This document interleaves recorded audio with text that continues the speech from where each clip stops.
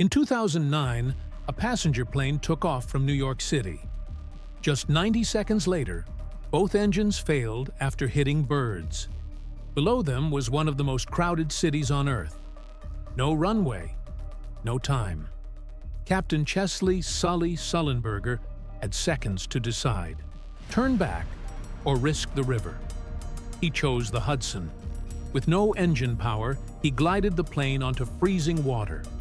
Ferries rushed in. All 155 people survived. They called it a miracle, but it was calm, skill, and courage under pressure.